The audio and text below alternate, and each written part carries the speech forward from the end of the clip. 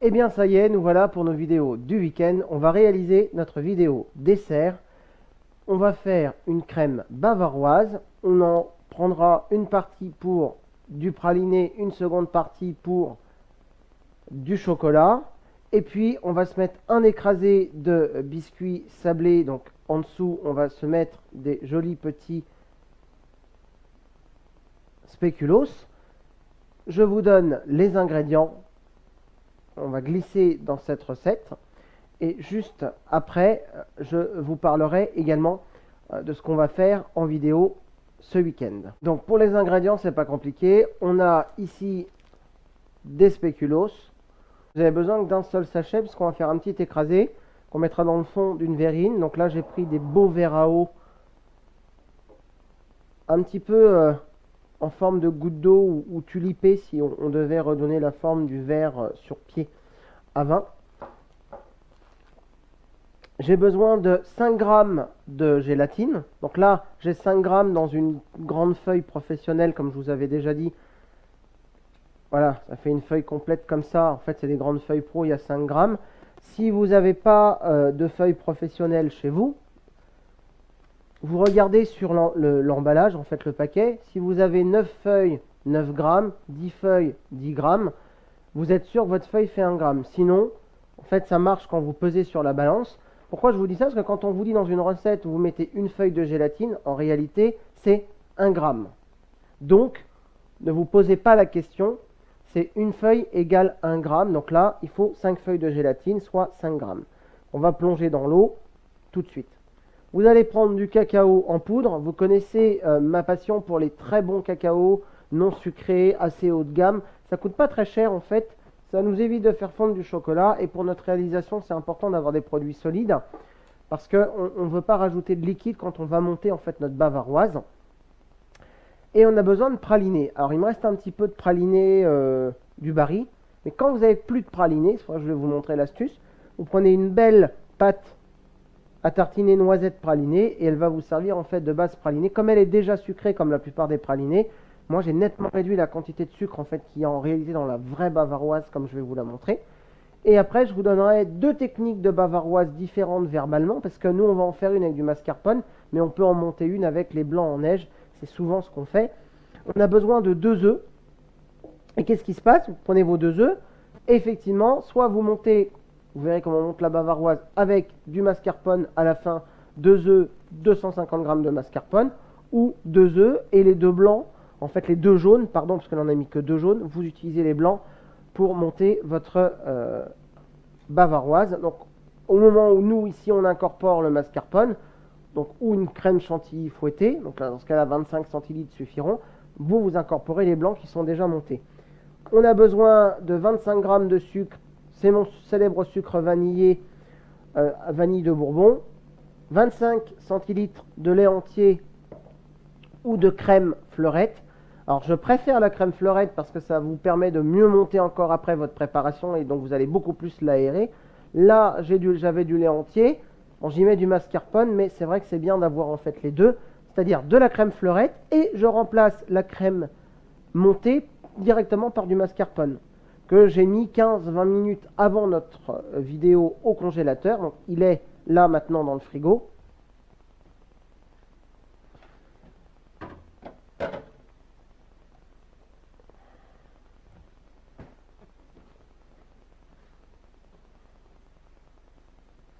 Voilà notre mascarpone. Pourquoi je le mets 15-20 minutes au congélateur? C'est pour qu'il soit bien frais. Quand on va le monter, ça va lui permettre de bien descendre.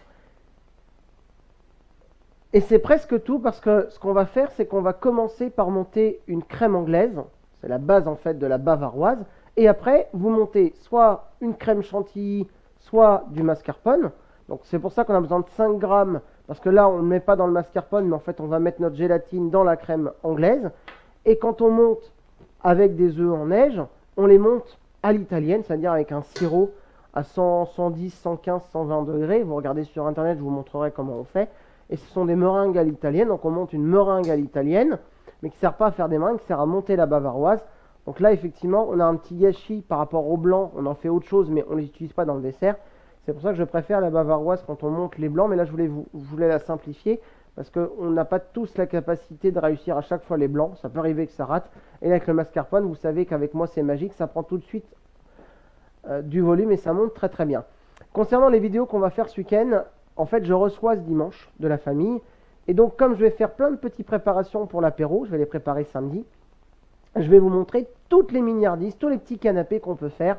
Et vous allez voir qu'on va remplacer ce que je vous disais sur Facebook et Instagram.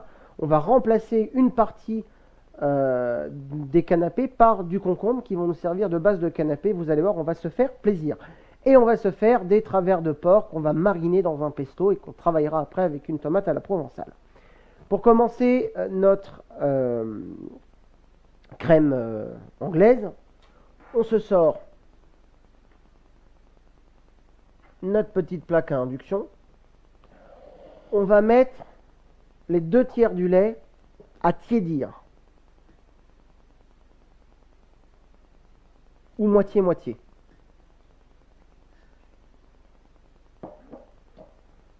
Donc,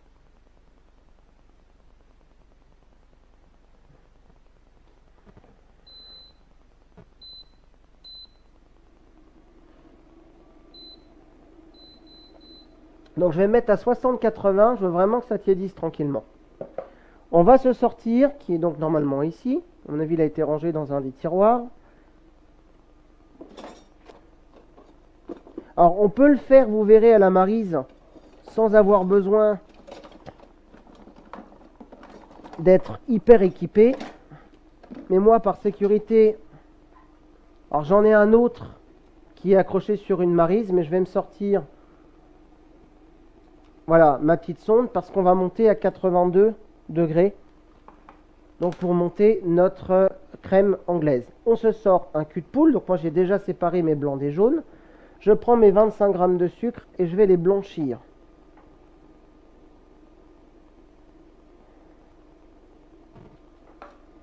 Normalement dans la recette, il y a 75 g de sucre avec du sucre vanillé et de l'arôme de vanille. Moi, en fait, pour l'avoir déjà faite, j'en mets moins, mais je mets que du sucre vanillé. Vous savez, le fameux béguin sec que je vous ai montré la dernière fois, arôme vanille de Bourbon. Je le corse parfois avec de la vanille en poudre ou de la vanille en poudre blanchie, comme je vous ai montré la dernière fois.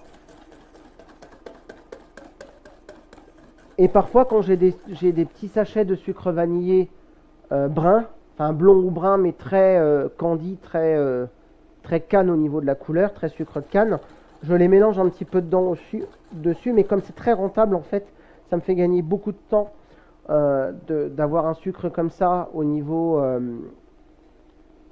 de la préparation, parce que je vais mettre moins de sucre en fait, donc là ça va blanchir plus vite, et c'est très prononcé au niveau du goût. Donc 25 g en fait de sucre vanillé comme je mets moi, ça correspond à 75 g de sucre classique avec un peu d'arôme de vanille. Ce qui fait qu'en termes de goût, c'est très prononcé en vanille, mais vous désucrez complètement votre dessert. C'est quand même important. Le tiers de lait qui reste, on va le verser ici. Donc si j'en ai un petit peu trop, voilà. Pour délayer ma préparation ici. Ensuite, c'est toute une question de cuisson et de température, donc il ne faut pas que ça... C'est pour ça que je mets ma casserole à feu très doux. Si vous ne voulez pas prendre de risque, on peut faire la crème anglaise au bain-marie, ça marche très très bien. La gélatine a bien fondu. Souvent dans les bavaroises, ils la mettent à la fin. Moi, j'ai tendance à la mettre maintenant, et ils vous disent qu'il faut la presser. Alors oui, dans la bavaroise, c'est important de la presser pour ajouter le moins d'eau possible dans votre crème anglaise.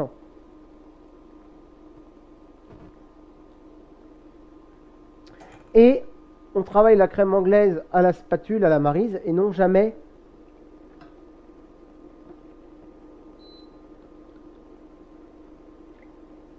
Et pourquoi je vous dis 60-80 degrés? Vous avez tout compris. Pourquoi? Parce que vous voyez, ça fond très vite, et en fait c'est pour que ça monte en température et que ça devienne une crème anglaise et non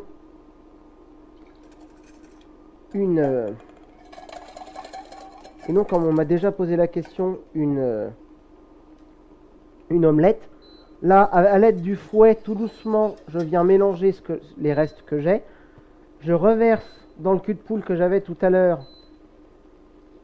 une partie du mélange qui a chauffé.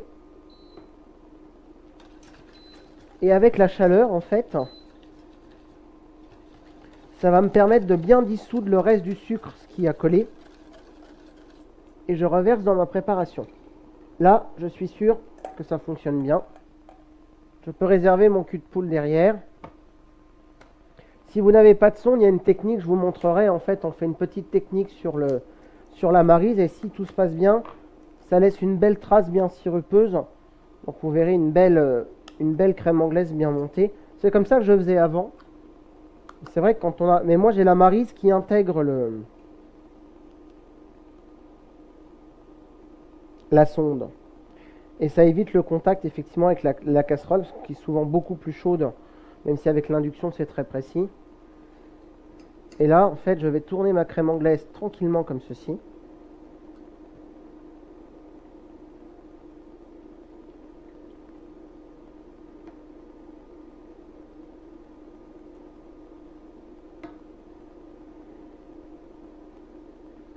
Je vais tranquillement la laisser monter en température.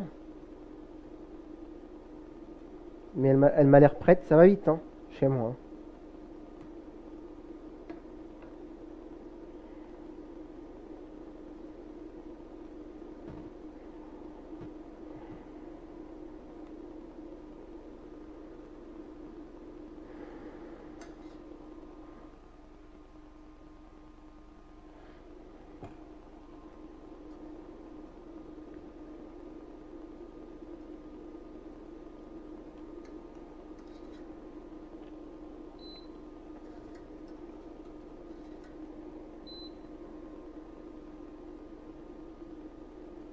Pour savoir si votre crème anglaise est prête, vous la mettez sur votre maryse. Bon là, elle n'est pas faite parce qu'on voit qu'elle reste pas, mais normalement on fait ce geste-là.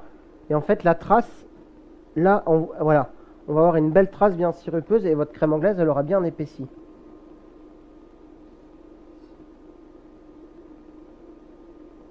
Là, je suis à 71. Donc, vous voyez, je suis à 10 degrés près, ça va vite, hein. On n'a pas de grosse quantité, donc il ne faut pas avoir peur.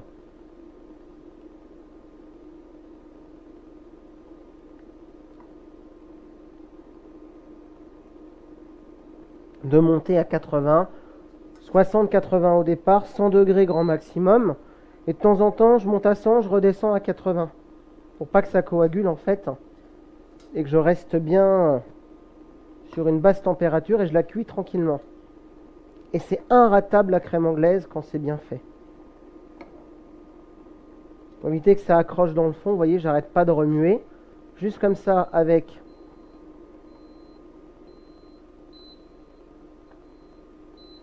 Et là, vous voyez que votre crème anglaise, elle est prête. Parce que ça a bien épaissi. Bon, là, ça sonne parce que je suis à 82. Mais quand vous allez être sur votre maryse, prenez la crème. Donc là, on voit que la crème, elle reste bien sur la maryse. Et vous faites ce geste-là. Et vous voyez, le traçage reste bien net, en fait. Il n'y a pas de crème qui revient. Donc c'est qu'elle a bien épaissi. Moi, je vais vous donner un autre conseil. Là, on va faire moitié-moitié. Dans 2 culs de poule, qui sont juste ici, on va séparer notre préparation en deux. Comme ça, on aura déjà de quoi venir mettre notre praliné et notre chocolat en poudre. Non, c'est pas là, c'est ici. Alors, soit vous en prenez une grande, soit vous en prenez une petite. Mais là, pour le peu de quantité, on va s'en prendre une petite. Je prends une belle balance. Vous voyez là, j'ai racheté des piles, donc je sors la belle balance de chez Magimix en verre, qui est magnifique. Et en fait, c'est pour éviter ce qui a légèrement accroché en dessous. Ça peut arriver.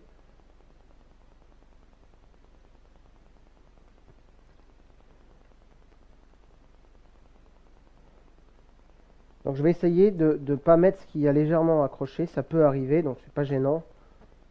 Là, j'ai mis à peu près 90. Je pense qu'il y aura une centaine de grammes de crème.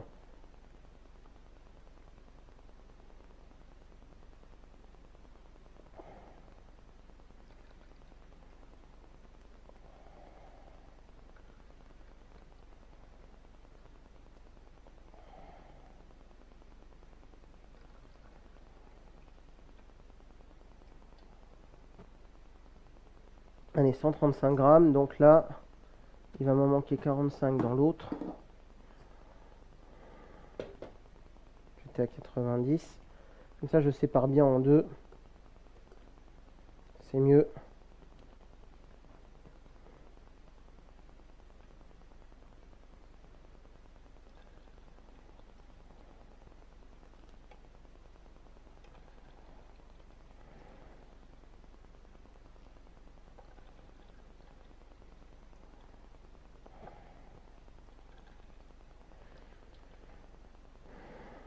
Voilà, hop, là je fais pareil avec ce qui reste.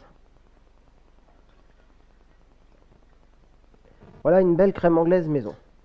Bon. Il n'y a rien de très compliqué dans ce que j'ai fait là. On va se sortir une belle cuillère et on va aller mettre nos poudres. Donc 25 grammes de chocolat en poudre et 25 grammes de praliné ou de pâte à tartiner. Là c'est une pâte assez haut de gamme, hein. C'est pas la célèbre pâte qui est blindée d'huile de palme. Parce que celle-là je la supporte pas en fait. Elle me donne de l'urticaire. Ce qui est vrai en plus.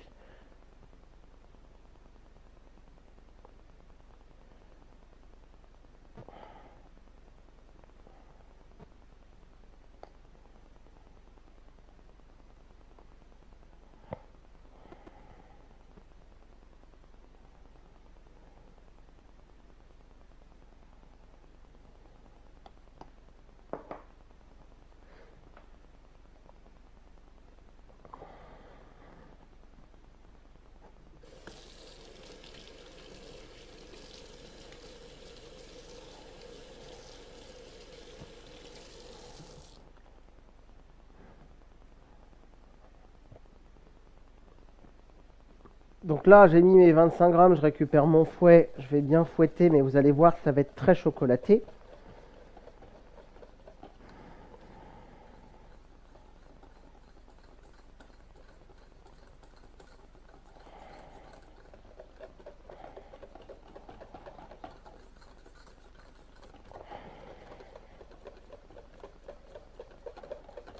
Beaucoup vont me dire ça fait plus chocolat au lait que chocolat noir. Alors ça fera toujours chocolat noir, sauf que c'est un chocolat noir qui a été lacté. Donc forcément on a plutôt une couleur chocolat au lait, mais pas sucré. Ne faites surtout pas fondre de chocolat, parce qu'il y avait déjà du sucre avec la vanille. Dans ce cas-là, si vous voulez que ce soit plus sucré, quand vous faites cette action-là, vous rajoutez un peu de sucre normal, ou un petit peu de sirop de sucre pour resucrer votre préparation. Je ne suis pas fan sinon d'aller sucrer. Pour l'instant, je réserve de côté. Ça va partir au congélateur, en fait, hein. Et là, on va faire pareil avec la pâte à tartiner,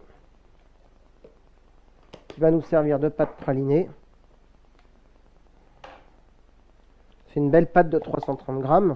Une vraie pâte de noisette à base... alors, c'est pas de l'huile de... Déjà, c'est des noisettes italiennes.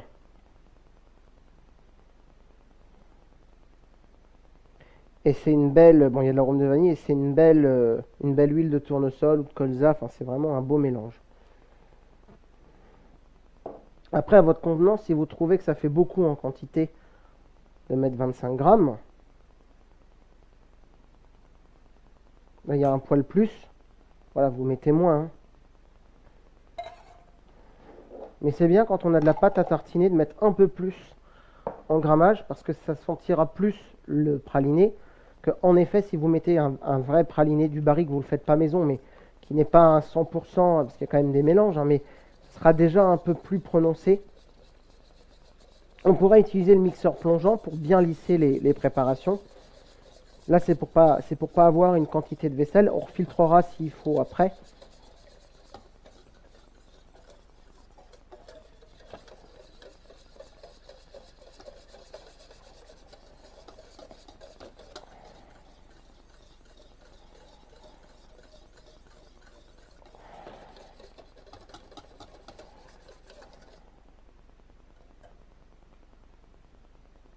On va mettre ça au congélateur dans quelques secondes.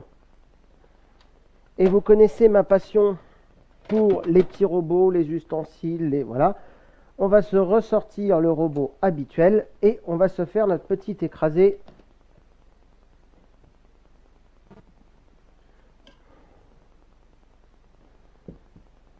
Donc j'ai sorti 4 verrines pour ceux qui poseraient la question parce que je ne l'ai pas dit. J'ai sorti 4 beaux verres. Hop. On va faire les 3/4 du sachet en écrasé. Allez, un tiers. Et le tiers restant, on va se le garder en décoration.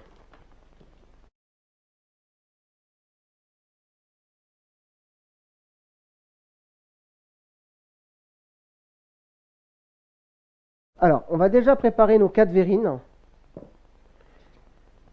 avec la même quantité de spéculoos. Et ce qu'on va faire après, c'est qu'on va remettre toutes nos crèmes au frais. Moi, je vais les mettre au congélateur. Je vous conseille de faire pareil, une bonne demi-heure, que ça ne congèle pas, que ça ne givre pas, mais que ça redescende bien. Je les filmerai au contact. Et j'aurai plus qu'à monter mes bavaroises au robot après. Ou au mixeur, au fouet du batteur électrique pour ceux qui ont un beau fouet. Hop.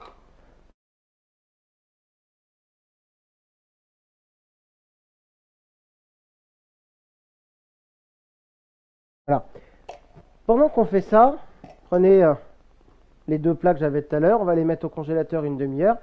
Vous allez pouvoir préparer ce que vous verrez dans la vidéo prochaine. C'est nos fameux travers de porc qu'on va travailler avec notre pesto qu'on va détendre. Donc voilà, comme ça c'est fait, c'est prêt. Je mets de côté tout ça, je mets filmé au contact dans mon congélateur. Pour vous, c'est tout de suite après. Pour moi, c'est dans une demi-heure. Je monterai avec le mascarpone mes 2 préparations et nous, on se retrouve, comme je vous l'ai dit, dans une demi-heure pour moi. Pour vous, c'est juste après. A tout de suite. Et bien voilà, nos 2 culs de poule sont prêts. Alors en fait, pourquoi ils ont été chez moi moins d'une demi-heure? C'est parce que vous savez que j'ai un four qui descend, un frigo qui descend à moins 24, donc ça va très vite en termes de prise à froid. Moi, je prends les 2 bols et je vais d'abord travailler la partie la plus claire. C'est toujours comme ça qu'il va falloir fonctionner parce que on peut passer du clair au foncé, mais on ne peut pas passer du foncé au clair. Donc là, l'idée, c'est effectivement de fonctionner de cette façon-là. On va se réserver, on va prendre ici notre petite balance et on va se mettre par préparation 125 grammes de mascarpone. Puisque je vous ai dit tout à l'heure, on a séparé en 2, donc on sépare en 2 le mascarpone aussi. Voilà, 0,0. Hop.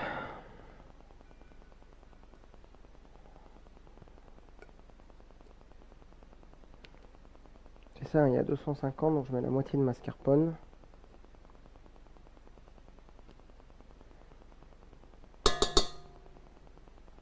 Voilà, le reste, je le garde. Donc quand j'ai la plus claire, parfois, pour certains ça va être le chocolat, pour d'autres ça va être le praliné.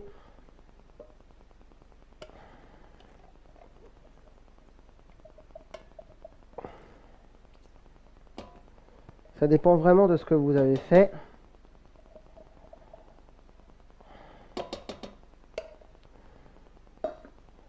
Moi je mets tout directement dans le bol en fait de mon robot. J'ai préparé mon piston pour le dressage après. Et je vais le monter comme une chantilly, tout doucement au début. C'est pour ça que j'aime bien la crème parce que ça monte mieux. Et puis, de façon plus rapide, comme une belle crème. Alors vous allez voir, ça monte pas tout à fait comme une chantilly, hein, ça reste assez liquide. Mais en fait, on va la refaire prendre au congélateur parce que c'est une crème bavaroise. Donc c'est tout l'ajout de gélatine qu'on a mis dedans qui va prendre. Donc là, je replace ma mousse, qui est déjà une mousse, mais qui n'est pas comme une chantilly pour l'instant.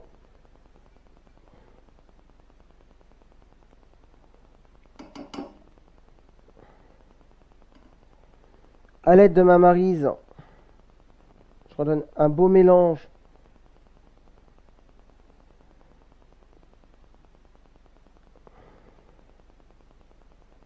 dans mon joli bol.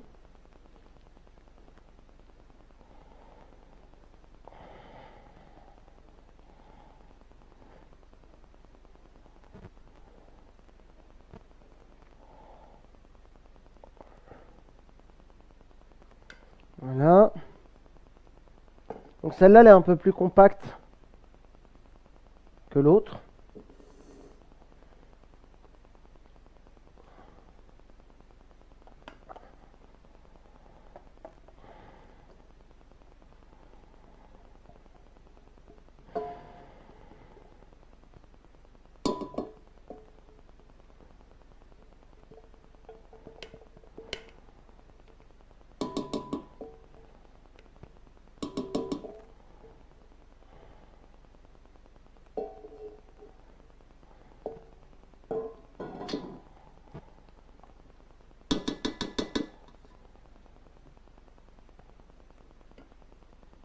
Tout le reste du mascarpone.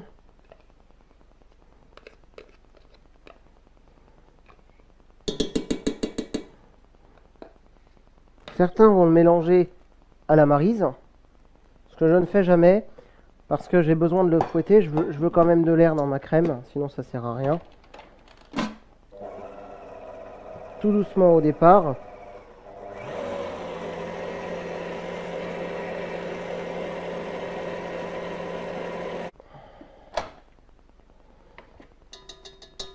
Ma deuxième crème bavaroise est prête, mais ça n'a vraiment pas l'aspect d'une chantilly pour l'instant. Mais c'est normal, on a mis beaucoup de gélatine, il faut que ça prenne. Donc c'est tout à fait logique.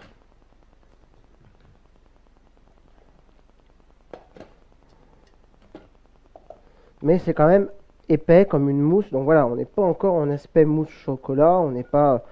Donc no panique, pas de stress. Surtout qu'il y a beaucoup de gélatine, donc on peut y aller. Et pourquoi je les mets au congélateur? Parce que ça congèle les parois du bol. Donc ça permet, quand on les remet comme ça, parce que je les remets dans le même bol, de bien faire prendre. Donc c'est bien, c'est hyper important en fait de bien laisser figer. Après, je prends une cuillère, par exemple celle qu'a servi au mascarpone, et en fait je vais déjà remplir le fond de mes verrines. Comme ça, je peux déjà faire prendre mes verrines au frais ou au congélateur, tout en faisant prendre l'eau de crème. Je n'aurai plus qu'à dresser, donc je m'enlève en fait une partie du travail qui sert au décor, parce qu'on va donner un petit coup de décor à la fin. Donc forcément, et je commence par le plus clair et le plus foncé ira au-dessus. Donc soit à l'aide d'une cuillère ou en versant, hein, tout simplement.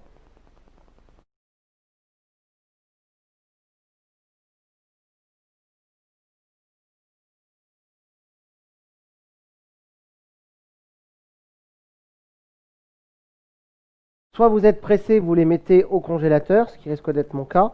Soit vous n'êtes pas pressé, vous les mettez au frais. Mais là, ça veut dire que vous attendez une bonne soirée et vous revenez le lendemain matin dresser le reste. Sinon, un quart d'heure, une demi-heure, une heure après, là, il faut vraiment avoir de l'œil. Ça va prendre comme une chantilly, comme une mousse au chocolat. Il faut aller, excusez-moi, faut aller regarder régulièrement. Pour vous, c'est juste après. Pour moi, c'est le temps que ma crème prenne. Notre première tournée, en fait, est prête. Vous avez vu que j'ai 4 verrines et la mousse bavaroise dans chacune de mes verrines. On peut retourner la verrine, elle a pris. La deuxième, je pensais la pocher, mais en fait, elle est encore un petit peu liquide, mais elle commence à prendre. Donc pour gagner du temps et pour éviter de la pocher, je vais venir la verser directement.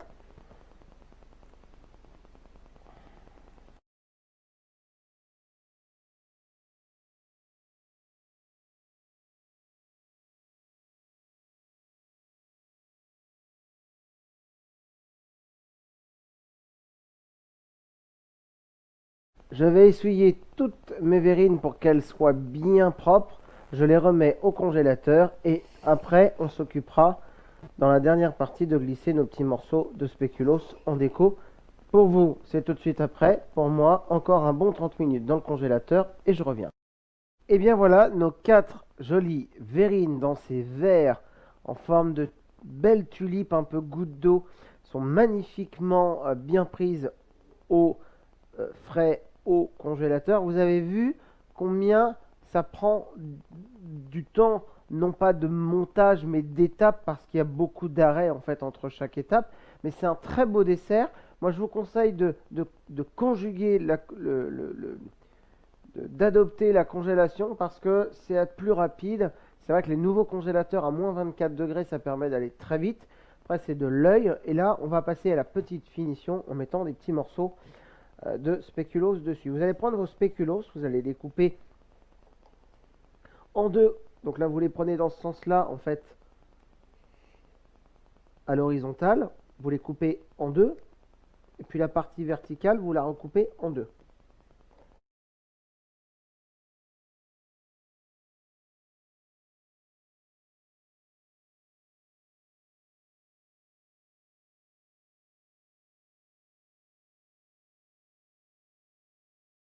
Vous le savez, comme d'habitude, je vous glisse la photo dans la vidéo.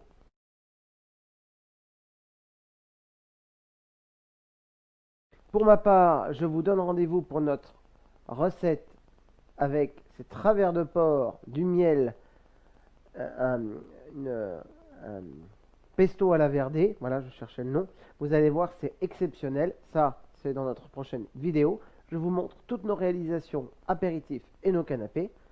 Mais pour vous, un seul réflexe, croquementbon.fr. Et vous le savez, je suis très mal poli, je ne vous dis jamais bon appétit. Non, ici, on vous dit gourmandisez bien.